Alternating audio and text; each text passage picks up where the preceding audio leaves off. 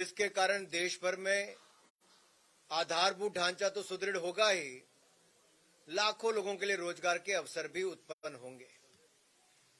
इसी तरह से ही रेलवे के लिए 2,40,000 करोड़ रुपए का बजट रखा और ये 2,40,000 करोड़ का आउटले आज तक का सबसे ज्यादा प्रावधान किया गया है रेलवे में। और अगर मैं 2013-14 की तुलना में कहूं तो ये 9 गुना ज्यादा है। और जम्मू कश्मीर की ही बात करूं तो जम्मू कश्मीर के लिए भी अभी तक 3 प्रोजेक्ट 481 किलोमीटर के 28,440 करोड़ रुपए के प्रदेश में चल रहे हैं।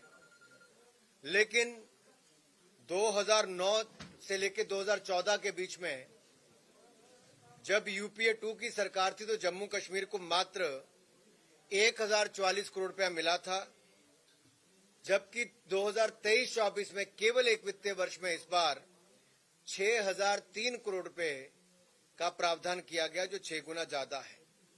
इसमें 4 वर्ल्ड क्लास स्टेशन बनाए जाएंगे। अमृत भारत स्टेशन की जो हम बात करते हैं, बडगाम में हो, जम्मू तवी हो, माता वैष्णो देवी कटरा में है और उधमपुर में हो। और यही नहीं, इसके अलावा मैं राज्य की बातें बाद में, लेकिन पहले कुल मिलाकर दुनिया भर के देश जो कोविड के महामारी में चुनौतियां देख रहे थे, अर्थव्यवस्था बहुत सारे देशों की चरमराई भी, लेकिन भारत ने इस कोविड काल के समय जो मोदी जी के नेतृत्व में कदम उठाए, उसका लाभ ये देखने को मिला कि दुनिया की बड़ी अर्थव्यवस्थाओं में सबसे तेजी से बढ़ने वाली अर्थव्यवस्था आज भारत है। और इस वर्ष भी आंकलन ये है कि 7% की दर से भारत में जीडीपी की दर रहेगी। वहीं पर अगर मैं गरीबों की बात करूं तो प्रधानमंत्री आवास योजना में 3.5 करोड़ से ज्यादा पक्के मकानों की स्वीकृति हुई। लगभग 3 करोड़ के लगभग पक्के मकान बनाकर दिए जा चुके हैं। और आज तक का सबसे बड़ा बजट प्रधानमंत्री आवास योजना में 79,000 करोड़ रुपए का बजट का प्रावधान किया गया है, जो पिछले वर्ष की तुलना में 66% ज्यादा है।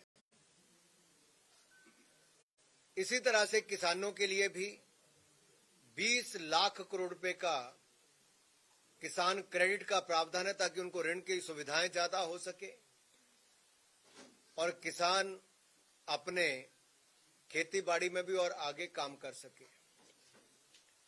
एमएसएमई सेक्टर जो हमारा लघु सूक्ष्म उद्योग है, उसमें भी 2 लाख करोड़ रुपया एमएसएमई क्रेडिट गारंटी स्कीम के अंतर्गत रखा गया है, जो 9,000 करोड़ रुपए का जो भारत सरकार ने अपनी ओर से उसके लिए प्रावधान किया है।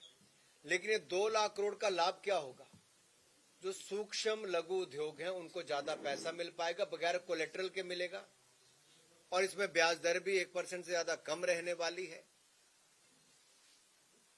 इसी तरह से ही युवाओं की अगर मैं बात करूं तो युवाओं के लिए फ्यूचर वर्क्स 4.0 की जब हम बात करते हैं, जिसमें आर्टिफिशियल इंटेलिजेंस है, कोडिंग है, 3D प्रिंटिंग है, इंटरनेट ऑफ थिंग्स है, इनके लिए स्किलिंग देने का काम भी लाखों लोगों को प्रधानमंत्री कौशल विकास योजना के अंतर्गत किया जाएगा। और 47 लाख युवाओं को स्टाइपन देने का काम भी किया जाएगा। इसके लिए भी करोड़ों रुपए का खर्चा आएगा। फिर 30 स्किल इंडिया इंटरनेशनल सेंटर देश के अलग अलग कोनों में खोले जाएंगे, ताकि प्रशिक्षण भारत के युवाओं को दिया जा सके। 3 centre of excellence artificial intelligence के खोले जाएंगे, ताकि भविष्य के जो रोजगार है उसको लेकर भी आज के युवाओं को प्रशिक्षित किया जा सके, उनको अवसर दिए जा सके। यही नहीं मित्रों, अगर अब तक का भी आप देखेंगे तो बहुत सारी ऐसी, मैं उसमें उपलब्धियों पे तो बाद में आऊंगा। मध्यम वर्ग के लिए मुझे याद है पिछली बार भी जब मैं जम्मू भी आया और उससे पहले कुछ राज्यों में और गया, तो ये चर्चा आती थी कि मध्यम वर्ग के लिए क्या इनकम टैक्स में राहत कब दोगे। तो मुझे कहते हुए प्रसन्नता है कि 7 लाख रुपए तक आपको 1 रुपया भी टैक्स नहीं देना है। जो हमारे सरकारी कर्मचारी हैं या आज के भी हमारे जो बाकी व्यापारी, आपको 7 लाख रुपए तक कोई टैक्स नहीं देना है। जो आपको पुरानी टैक्स व्यवस्था के हिसाब से 33,800 रुपए देने पड़ते थे, और इसी तरह से अगर आप देखो तो 9 लाख पर पुरानी कर व्यवस्था के हिसाब से आपको 62,400 देने पड़ते थे, नई के हिसाब से 45,000 रुपए ही देने पड़ेंगे, यानी कि 5% आपको केवल टैक्स लगेगा। और अगर आप 15 लाख रुपए तक की आय आपकी है तो आपको 45,000 रुपए का फायदा इस पे होगा। अब आपको केवल 1.5 लाख रुपया ही इस पे टैक्स देना पड़ेगा, यानी कि 10% ही आप उसके ऊपर टैक्स दे रहे हो। ये अपने आप में जहां एक और लोगों की बचत की ओर भी आपको लेके जा रहा है, वहीं पर देश में पिछले 2-3 सालों में अगर आपने देखा, 2 सालों में कोविड के समय जहां एक और इनडायरेक्ट टैक्सेस में भी लगातार जीएसटी की कलेक्शन बढ़ी, कभी 1 लाख करोड़ रुपए भी नहीं होता था, तो अब 1,60,000 करोड़, 1,50,000 करोड़, 1,48,000 करोड़ इस तरह की कलेक्शन आती है। तो वहीं पर डायरेक्ट टैक्सेस, जिसको हम इनकम टैक्स बात हम सब लोग पे करते हैं, वो भी कॉर्पोरेशन टैक्स, उसमें भी वृद्धि हुई है। तो कुल मिलाकर देश के टैक्स पेयर को भी लगा कि जो टैक्स का पैसा वो देता है, मोदी सरकार उसको गरीबों के कल्याण पर, देश के विकास पर खर्च करती है। और इसीलिए टैक्स में राहत भी दी गई कि मध्यम वर्ग को इसमें राहत भी मिले, गरीबों को, लोअर इनकम ग्रुप को भी इसमें लाभ मिल सके। इनकम टैक्स रिटर्न का प्रोसेसिंग टाइम 93 दिन से कम करके अब मात्र 16 दिन रह गया। आपने देखो कि रिफंड भी बहुत तेजी से वापस आने शुरू हुए। इसी तरह से ही हमने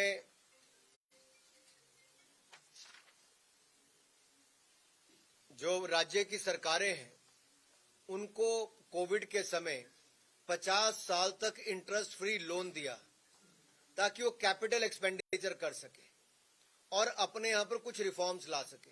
इसका राज्यों को बहुत लाभ मिला।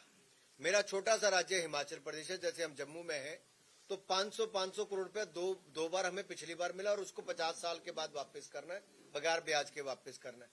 इस स्कीम को हमने फिर आगे लेकर आए हैं इस वर्ष के लिए, और ये लाभ यहां पर भी हमें मिलने वाला है। गरीबों के लिए 80 करोड़ गरीबों को 28 महीने तक बगैर किसी खर्च के मुफ्त में अनाज देने का काम मोदी सरकार ने किया। एक तरह से डबल अनाज उनको मिल रहा था।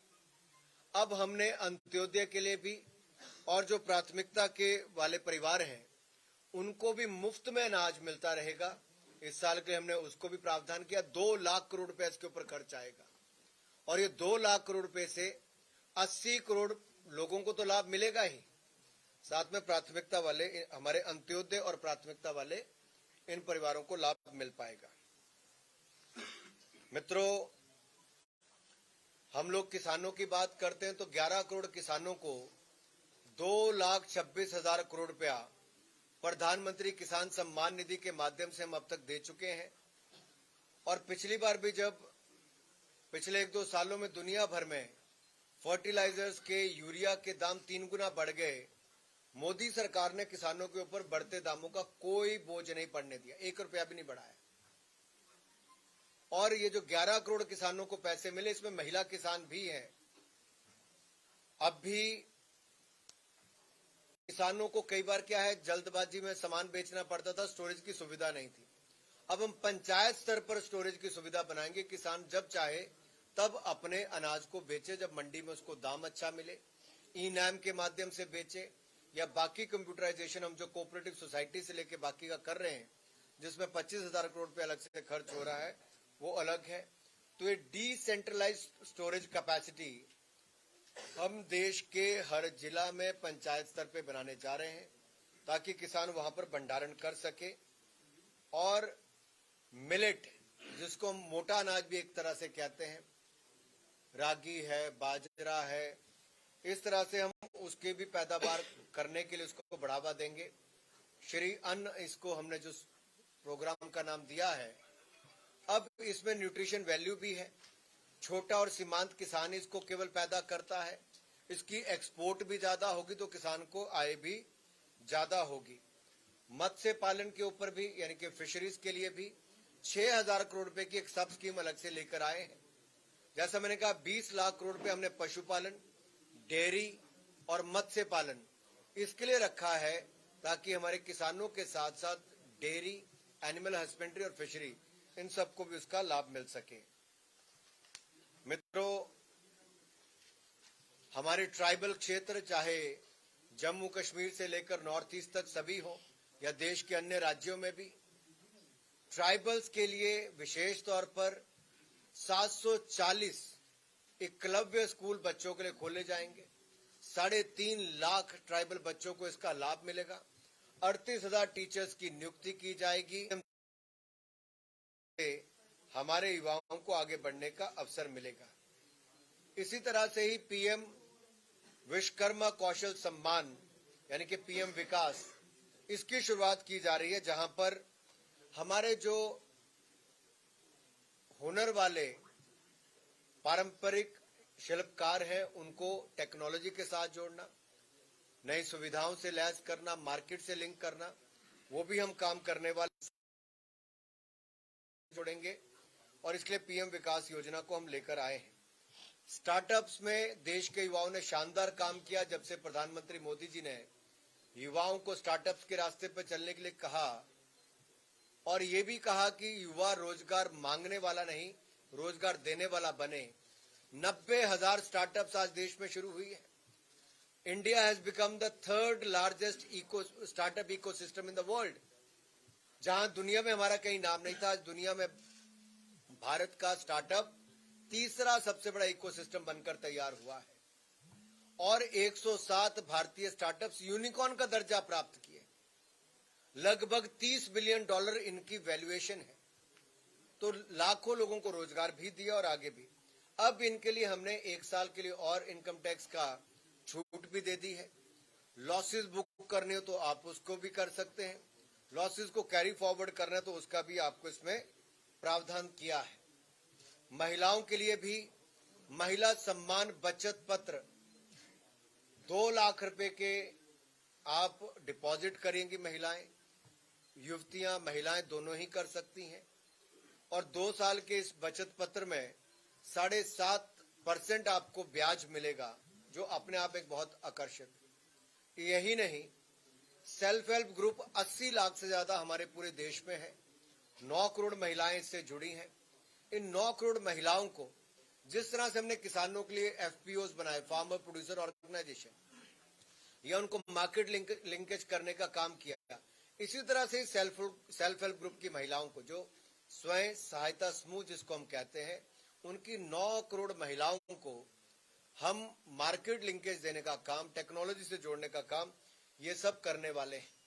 कोऑपरेटिव सेक्टर पर हमने शानदार काम किया है। नया कोऑपरेशन मंत्रालय अलग से बनाया है, जैसे स्किल मंत्रालय अलग है, कोऑपरेशन मंत्रालय अलग बना है, पहली बार बना है। देश भर की कोऑपरेटिव्स को जहां एक और 3 लाख रुपए कैश तक के लिए हमने वो छूट अलग से की है, इनकम टैक्स में राहत उनको दी है, स्लैब कम किया है। वहीं पर ही हमने उनके कंप्यूटराइजेशन के लिए भी हजारों करोड़ रुपया खर्च करने का काम कर रहे हैं, उसका प्रावधान इसमें किया है। यही नहीं, लास्ट माइल कनेक्टिविटी को देखते हुए 75,000 करोड़ रुपए का प्रावधान अलग से किया। ऐसे प्रोजेक्ट जिसपे हम कोयला, कॉटन या फर्टिलाइजर्स, माइनिंग, इस सब के जोड़ के जहां पे ट्रांसपोर्टेशन को और आसान किया जा सकते हैं, टाइम कम हो, उसके लिए भी इसका प्रावधान किया गया है। अब ट्राइबल वाले बच्चे जो हमारे हैं, अनुसूचित जाति के और अनुसूचित जनजाति के, इनके लिए भी क्या किया है? इनके लिए भी जो स्कॉलरशिप है वो 6,359 करोड़ रुपया हमने अनुसूचित जाति के बच्चों के लिए इसमें अलग से करने का प्रावधान किया है। शहरी जो सुविधाएं हैं उसमें शहरी आवश्यकताओं को देखते हुए, क्योंकि देश के लगभग 35% आबादी आज शहरों में रहती है और टीयर 2, टीयर 3 के जो शहर हैं, जैसे जम्मू भी हमारा उनमें से एक आएगा, 10,000 करोड़ रुपए का प्रावधान उसमें किया है कि एक नए शहरी बुनियादी ढांचा विकास कोष, इसको हम बनाएंगे और इसमें रहने वाले शहरों को जो सुविधाएं चाहिए उसको भी इसमें देखकर करेंगे। इसी तरह से ही टूरिज्म सेक्टर को और महत्व देने के लिए टूरिज्म के लिए भी अलग से एक फंड क्रिएट किया गया है, ताकि उसमें अलग अलग शहरों के ऐसे 50 हम लोग डेस्टिनेशंस को चुन पाएं, जो नए स्थलों को विश्व स्तरीय पर्यटन स्थल हम बनाएंगे। और यही नहीं, यूनिटी मॉल भी हम हर राज्य में खोलेंगे ताकि वन डिस्ट्रिक्ट वन प्रोडक्ट के प्रोडक्ट्स को, सेल्फ हेल्प ग्रुप के प्रोडक्ट्स को, उनमें भी हम स्थान देने का काम कर सकें। वेस्ट टू वेल्थ, क्योंकि कचरे से आप आय कैसे कर सकें। एक और जहां गोवर्धन योजना हम लेकर आए हैं, ऐसे 500 यूनिट लगवाएंगे, 10,000 करोड़ रुपए का प्रावधान उसके लिए भी किया गया है। तो दूसरी ओर भारत को ग्रीन इकोनॉमी बनाने के लिए 35,000 करोड़ रुपए का अलग से प्रावधान किया। Bharat global hub green hydrogen का बने, तो उसके लिए 8 लाख करोड़ रुपए का निवेश भारत में आएगा। 8 लाख से ज्यादा के रोजगार अवसर सीधे तौर पे उसके मिल पाएंगे। जैसे लद्दाख में हम रिन्यूएबल एनर्जी के माध्यम से बिजली जो पैदा करेंगे, अब उसको इवैक्यूएशन करके ट्रांसमिशन लाइन से लाना है, तो 19,700 करोड़ रुपए का प्रावधान उसके लिए भी किया है ताकि उसको हम इवैक्यूएट करके ले जा सकें। यही नहीं, जहां तक वन रैंक वन पेंशन भी मोदी सरकार ने ही किया, अब उनकी पेंशन को रिवीजन करने का काम भी कुछ महीने पहले मोदी सरकार ने ही किया। अग्निवीर कॉर्पस फंड ये भी हम क्रिएट करेंगे, और अग्निवीर को जो कॉर्पस फंड से पैसा मिलेगा वो इनकम टैक्स से उसको छूट भी होगी, कर से छूट भी मिलेगी, ये भी उसमें हम करने जा रहे हैं। ऐसा ही नहीं, 5G लॉन्च भी 100 से ज्यादा हम ऐसे इंजीनियरिंग कॉलेज में उनके टेक्नोलॉजी के सेंटर भी खोलेंगे ताकि उस पर अध्ययन भी और हो सके। ऐसी बहुत सारी मैं आपको लंबी लिस्ट गिना सकता हूं, लेकिन मैं फर्क बताना चाहता हूं क्या क्या हुआ है। कृषि हमारे देश के लिए एक बहुत महत्वपूर्ण क्षेत्र है। 2013-14 में जब मोदी जी की सरकार बनी तो कांग्रेस के समय क्या बजट था कृषि का? 21,933 करोड़। आज बढ़कर 1,25,000 करोड़ रुपया उसका हो गया है। गृह मंत्रालय का बजट उस समय 52,504 करोड़ था, जो बढ़कर आज 1,96,000 करोड़ हो गया है। डिफेंस का बजट 2013-14 में 2,03,000 करोड़ था, आज बढ़कर 5,94,000 करोड़ हो गया है। रोड ट्रांसपोर्ट हाईवेज 25,859 करोड़ रुपया बजट था, जो बढ़कर 2,70,000 करोड़ रुपया हो गया है। रेलवे का बजट 63,363 करोड़ रुपया था, जो बढ़कर 2,40,000 करोड़ हो गया है। कंज्यूमर अफेयर्स का 1 लाख करोड़ रुपया बजट था, जो बढ़कर 2,06,000 करोड़ हो गया है। ग्रामीण विकास, गांव की जब हम बात करते हैं तो 80,194 करोड़ बजट था, जो बढ़कर 1,60,000 करोड़ हो गया है। एजुकेशन 79,451 करोड़ रुपया बजट था, जो बढ़कर 1,12,000 करोड़ हो गया है। और इसी तरह से ही स्वास्थ्य का 37,330 करोड़ रुपया बजट था, जो बढ़कर 88,936 करोड़ हो गया। इसी तरह से ही खेलों का बजट मेरे डिपार्टमेंट का तो उस समय मुश्किल से 850 करोड़ 864 करोड़ रुपया था, जो बढ़कर 3397 करोड़ रुपया हुआ है। तो इस तरह से हम देखते हैं, एक तौर तो बजट लगभग दुगने से ज्यादा इन 8 वर्षों में मोदी सरकार के समय हुए हैं। वहीं दूसरी ओर भारत में प्रति व्यक्ति आय भी लगभग दुगनी हुई है। ये भी अपने आप में एक बड़ी संतोषजनक स्थिति है 2014 के मुकाबले। और जैसा मैंने कहा कि भारतीय अर्थव्यवस्था इस साल 7% की दर से बढ़ने की उम्मीद है, जो दुनिया की बड़ी अर्थव्यवस्थाओं में सबसे ज्यादा है। आप में से किसी ने कुछ पूछना है तो पूछ सकते हैं। सर, राहुल गांधी जी ने हमला किया है इस बजट को लेकर। उन्होंने कहा है कि इस बजट को लेकर कोई भी विजन नहीं है, जॉब की क्रिएशन को लेकर कोई भी विजन नहीं है, इसमें टैकल महंगाई को करने को लेकर, और कोई भी इंटेंट नहीं है स्टेप इनइक्वालिटी को लेकर। सर, कैसे देखते हैं? देखिए, जिस बजट में समाज के हर वर्ग के लिए कुछ ना कुछ हो, और जिन 8 वर्षों में प्रति व्यक्ति आय दुगनी हो गई हो, भारतीय अर्थव्यवस्था 10वें नंबर से दुनिया की 5वीं सबसे बड़ी अर्थव्यवस्था बनी हो। मैं राहुल जी को याद करवाना चाहता हूं, राजीव गांधी जी के समय 100 रुपया भेजते थे तो 15 रुपया जमीन पे पहुंचता था लोगों के पास। मोदी सरकार में 100 रुपया भेजते हैं तो 100 का 100 पहुंचता है, क्योंकि 45 करोड़ से 48 करोड़ बैंक खाते खोले हैं। जनधन, आधार, मोबाइल, जैम ट्रिनिटी के माध्यम से पारदर्शिता, जवाबदेही हमने सिस्टम की खड़ी की है। आज गरीब से गरीब व्यक्ति भी, चाय वाला, ठेले वाला, रेडी वाला डिजिटल पेमेंट्स करता है। आप लोग भी करते हैं, जो दुनिया के बड़े बड़े देश नहीं कर पाए। हमने कोविन ऐप पर आपको डिजिटल सर्टिफिकेट दिए। 220 करोड़ वैक्सीन हमने मुफ्त में लगवाई। राहुल गांधी जी कहते थे विश्वास मत करो। 80 करोड़ गरीबों को हमने 28 महीने तक मुफ्त में राशन दिया। दुनिया भर में महंगाई 3-3, 4-4 गुना बढ़ी है, भारत में लगातार महंगाई कम करने का काम किया। मेरा राहुल गांधी जी, सोनिया गांधी जी से प्रश्न है, मनमोहन सिंह जी के समय महंगाई दर 12% थी 2012-13 में। तब तो दुनिया में ना युद्ध था ना कोविड था। आज 5% महंगाई की दर है।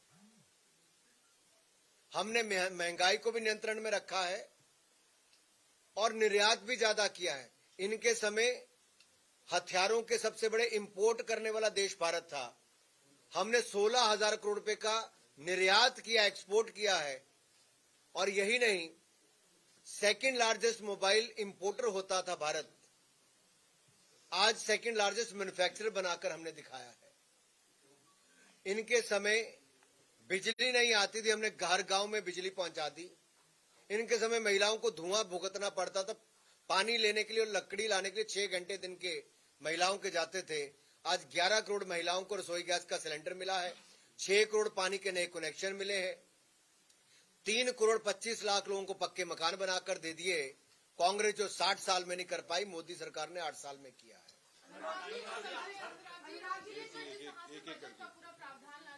मध्यम वर्ग के लिए सबसे ज्यादा सहूलियत है, 7 लाख की जो स्लैब की है इनकम टैक्स।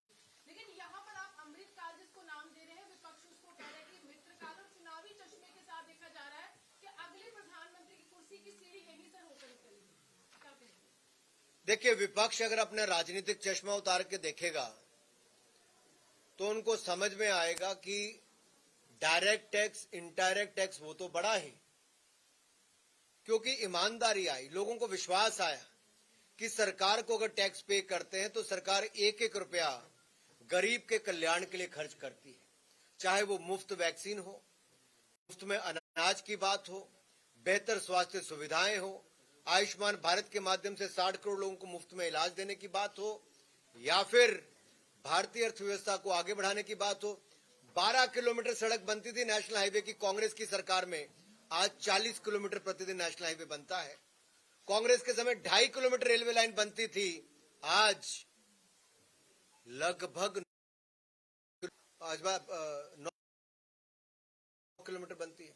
तो कैसे फर्क पड़ा? यहां हमने सिस्टम को जवाबदेह किया है और इसलिए देश आगे बढ़ रहा है, इसलिए देश में निवेश आ रहा है। और शायद कांग्रेस को ये बातें लगातार चुभेंगी ही, क्योंकि उन्होंने कभी ये देखा नहीं था कि ऐसा कैसे हो सकता है। और जब उनको हर साल वो उठाते थे कि मध्यम वर्ग को छूट दो, मध्यम वर्ग को छूट दो, गरीब के, अब इनको लगा हमने गरीब के लिए सब कुछ कर दिया, फिर इन्होंने मध्यम वर्ग की बात उठानी शुरू की। अब मध्यम वर्ग के लिए भी कर दिया है। अब देखिए, 9 लाख रुपए वाले को अगर 45,000 रुपए केवल देने पड़ते हैं तो उसकी बचत कितनी होती है। परिवार में 2 लोग हैं, जैसा मैंने पहले कहा कि 15 लाख की आय वाले के लिए अगर इतना पैसा बचता है, केवल उसको 10% टैक्स देना पड़ता है, तो परिवार की बचत लगभग 1.5 लाख रुपए से ऊपर चले जाती है। तो कांग्रेस के पास तो जवाब कोई नहीं बचा। अभी ऐसे ही प्रश्न उठाएंगे।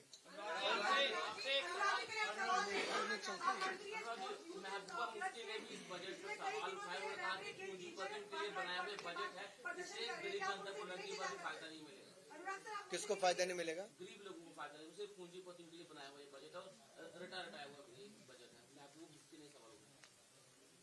देखिए, मैं इतना जरूर कहूंगा, जो लोग अनुच्छेद 370-35 की राग अलापते थे, मैं तो भुक्तभोगी हूं। हम लोग 2011 में कलकत्ता से कश्मीर तक तिरंगा यात्रा करने आए और मुझे गिरफ्तार करके जेल में डाल दिया गया कि जम्मू कश्मीर में तिरंगा झंडा न फहराया जाए।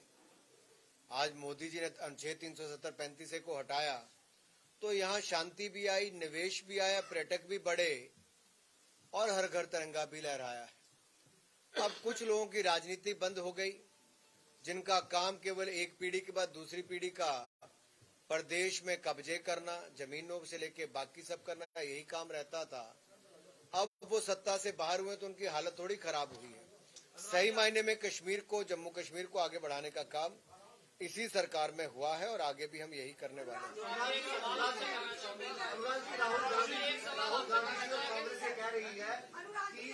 भारतीय जनता पार्टी जो है आने वाले दिनों में राष्ट्रीय संपत्ति 50 लाख करोड़ की बेचने की तैयारी में है। सॉरी, राहुल गांधी और कांग्रेस सरकार ये कह रही है कि भारतीय जनता पार्टी 2024 तक राष्ट्रीय संपत्ति बेचने की तैयारी में है और ये वो सरकार है जो कहा करती थी कि हम देश नहीं बिकने देंगे। ऐसा राहुल गांधी और कांग्रेस पार्टी का कहना है। नहीं, मैं आज भी कहता हूं कि जो कांग्रेस के लोगों ने देश को लूटकर खोखला कर दिया, हमने वायदा किया था 2013-14 में कि सत्ता में आएंगे, ना खाएंगे ना खाने देंगे, और उस बात पर हम आज भी टिके कि 8 वर्ष हो गए, मोदी सरकार के ऊपर कोई एक पैसे का आरोप नहीं लगा सकता।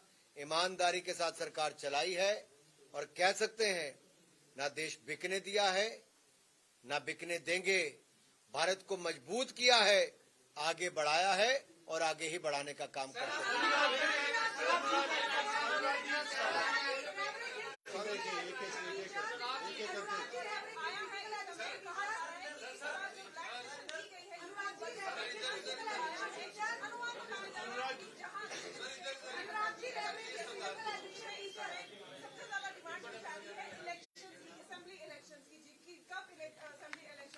चलिए आगे। मुझे लगता है कि बजट को लेके कोई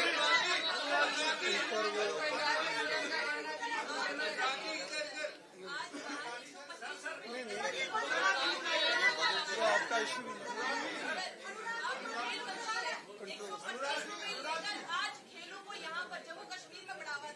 देखिए, देखो मैडम एक मिनट रुकिए। खेलो इंडिया अभियान माननीय प्रधानमंत्री नरेंद्र मोदी जी ने शुरू किया और युवा और खेल मोदी जी की सदा प्राथमिकता रही है। और अगर आप पूरे बजट में देखोगे तो युवा केंद्र बिंदु है। युवाओं के लिए रोजगार की बात हो, युवाओं के लिए प्रशिक्षण की बात हो, युवाओं के लिए खेलकूद की बात हो, या युवा के लिए ग्रीन एंड सस्टेनेबल भारत बनाने की बात हो, green growth, green economy, green investment and green jobs, इसका संकल्प इस पूरे बजट में दिखता है।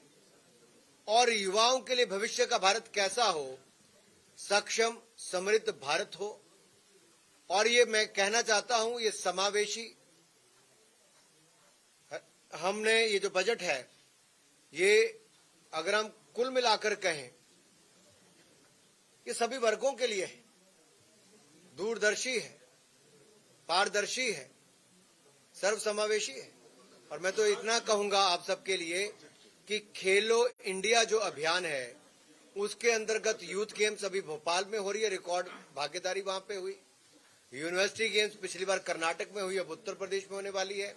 और खेलो इंडिया विंटर गेम्स 10 फरवरी से 14 फरवरी तक कहीं और नहीं, हमारे ही कश्मीर में होने जा। देश भर से आए हुए 6 दिनों तक ये खेल चलेंगे। 11 गेम्स इसमें होंगी। 1500 से ज्यादा खिलाड़ी 29 राज्यों और यूनियन टेरिटरी से इसमें भाग लेंगे। ये ऐतिहासिक इस बार विंटर गेम्स होने वाली है।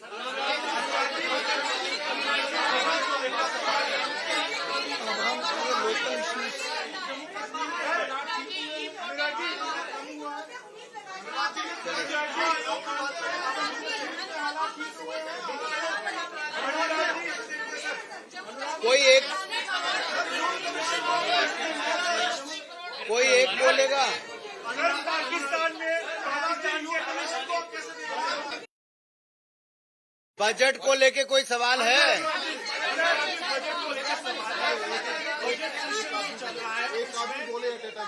अपोजिशन जो है वो लगातार मांग कर रही है कि अडानी को लेकर जो रो हुआ है, ज्वाइंट पार्लियामेंट्री कमेटी बनाई जाए, लगातार कार्रवाई भी स्थगित की जा रही है। क्या कहना चाहेंगे आप? मैं इतना ही कहूंगा, विपक्ष का रवैया जहां एक और राष्ट्रपति जी का अपमान एक बार नहीं बार बार करने का काम करते हैं।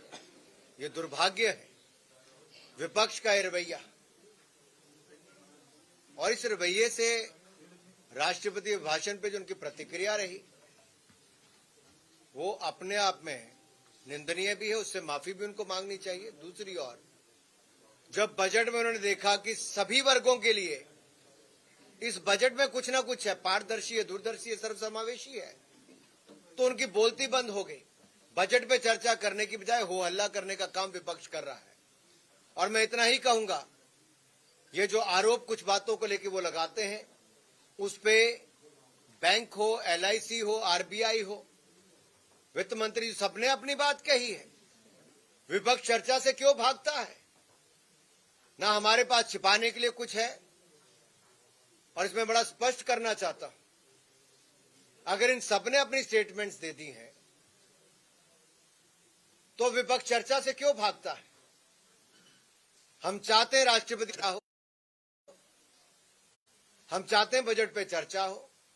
140 करोड़ की आबादी आज अमृत काल के भारत को स्वर्णिम काल की ओर ले जाने के लिए अपने सुझाव दे रही है। ये बजट भारत को अमृत काल से स्वर्णिम काल की ओर लेकर जाएगा, विकसित भारत बनाने का काम करने जाएगा, नए भारत का निर्माण इससे होने जाएगा। विपक्ष अगर चर्चा से भागेगा तो जनता की अदालत में तो उनको एक बार फिर जवाब देना है। Thank you very much, thank you.